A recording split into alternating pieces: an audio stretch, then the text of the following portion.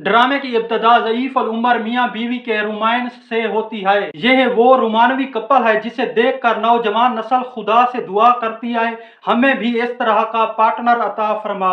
इन बुजुर्गों के दरमियान मोहब्बत उस वक्त पैदा हुई थी जब विक्की साहब का चलता हुआ बिजनेस शादी के फौरन बाद ठप हो गया था, लेकिन बिजनेस में खसारे के बावजूद मुन्नी आंटी ने विक्की अंकल का साथ ना छोड़ा। इस तरह वक्त गुजरने के साथ विक्की साहब का बिजनेस परवान चढ़ता रहा और साथ साथ मोहब्बत की जड़ें भी इनके दिलों में फैलती गईं। सुबह होते ही विक्की साहब मुन्नी बेगम को जगाने के लिए उसकी नथनों के नीचे गुलाब का फूल रख देते हैं और दूसरी तरफ शुरू से ही मुन्नी बेगम पहले अपने शोहर को ऑफिस के लिए तैयार करती थी और बाद में अपने बच्चों को स्कूल के लिए रेडी करती थी। मतलब मुन्नी बेगम ने अपने 3 बच्चों के साथ साथ अपने शोहर को भी बच्चों की तरह पाला है। मुन्नी बेगम की जिंदगी का वाहिद मकसद है वो अपने घर के अफराद को आपस में ऐसे जोड़े जैसे वाबड़ा वाले बिजली की 2 कटी हुई तारों को आपस में जोड़ते हैं। मुन्नी बेगम दुनिया की वो वाहिद सास है जो अपनी बहू की गलतियों की पर्दापोशी करती है। मुन्नी की नरमी का फायदा उठाकर घर की मासियां भी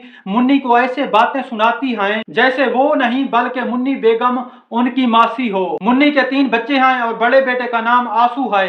आंसू बेचारा अपनी बीवी से ऐसे तंग आ चुका है जैसे आजकल हम गरीब महंगाई से तंग आ चुके हैं। आंसू मासूम की सिर्फ एक ही ख्वाहिश है, मेरी बीवी मेरा ख्याल ऐसे रखे जैसे मुन्नी बेगम विक्की साहब का ख्याल रखती है। लेकिन आंसू की बीवी अल्लो इसको ऐसे इग्नोर करती है जैसे गंजा मर्द अपने बालों को इग्नोर करता है। अल्लो सारी रात मोबाइल पर कौमी नगमे सुनती है और फिर सारा दिन चमगादड़ की तरह सोती रहती है। मुन्नी के दूसरे बेटे का नाम जेबी है जिसने अपनी क्लास की ओवरवेटेड लड़की महरू को अपने शिकंजे में दबोच रखा है। 2 बड़े बेटों के अलावा मुन्नी की एक छोटी बेटी भी है जिसका नाम शन्नो है। शन्नो ने यूनिवर्सिटी में नोट्स के बहाने अपने लिए एक सेल्फ डिपेंडेंट लड़का भी बुक किया हुआ है। छोटा होने की वजह से शन्नो सबसे ऐसे मोहब्बतें वसूल करती है जैसे हमारे सियासतदान मासूम अवाम के नाम पर दूसरे ममालिक से इमदाद वसूल करते हैं। इस ड्रामे में इस खानदान के अलावा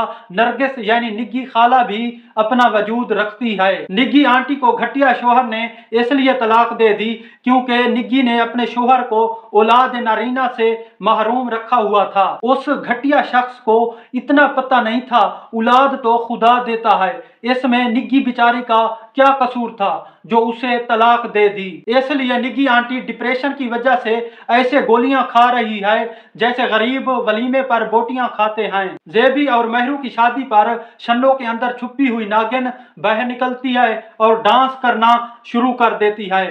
शन्नो के ढुमके देखकर सारे जवान और बुढ़े मस्ती में आकर डांस शुरू कर देते हैं। तो देखा देखी में हमारी मुन्नी भी डड्डू की तरह छलांगे मारने लगती है। बच्चे तो डांस कर ही रहे थे लेकिन जब साथ में बुढ़े भी शामिल हो गए तो फिर खुदा का अजाब तो आना ही था। मुन्नी डांस करते करते बीमार ऊंट की तरह एक साइड पर गिर जाती है। हॉस्पिटल जाने पर पता चलता है मुन्नी बेगम का जिगर मूजी मर्ज की वजह से खत्म हो चुका है। जेबी की शादी के बाद मुन्नी आंटी का ऑपरेशन करवाया जाता है लेकिन ऑपरेशन थिएटर में मुन्नी खाला अपनी जान की बाजी हार जाती है। मगर मुन्नी आंटी मरने के बाद भी विक्की साहब से गुलाब का फूल लेने के लिए आ जाती है। बेचारा विक्की साहब कहता है अभी तो तुम्हारी कब्र पर फूलों का टोकरा डालकर आ रहा हूँ लेकिन तुम फिर फूल लेने के लिए आ गई है। मुन्नी के मरने के बाद विक्की साहब के दिमाग की चिमनियां वैसे बुझ चुकी हैं।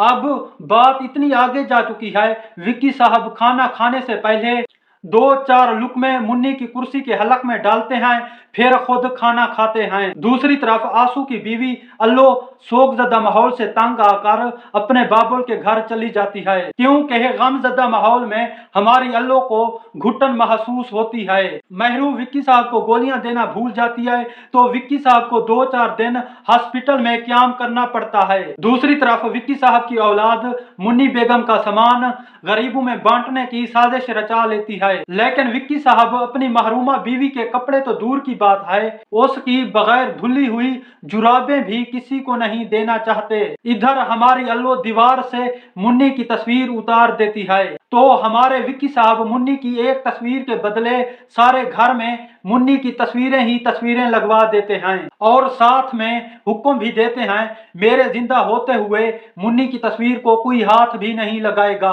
अगर किसी ने तस्वीर को हाथ लगाने की कोशिश की तो उसकी उंगलियां काट कर हांडी में डाल दूंगा। ये धमकी सुनकर अल्लू और मेहरू ने बुढ़े ससुर की खिदमत करने से इनकार कर दिया और साफ साफ बता दिया अब बुढ़े को किसी पागल खाने में जमा करवाओ या फिर इसके लिए किसी मेड का इंतजाम करो। आई होप आपको ये वीडियो अच्छी लगी होगी। अगर ये वीडियो आपको अच्छी लगी है तो मेरी वीडियो को लाइक कर दें और मेरे चैनल को सब्सक्राइब कर दें। I see you soon with a new video. Bye.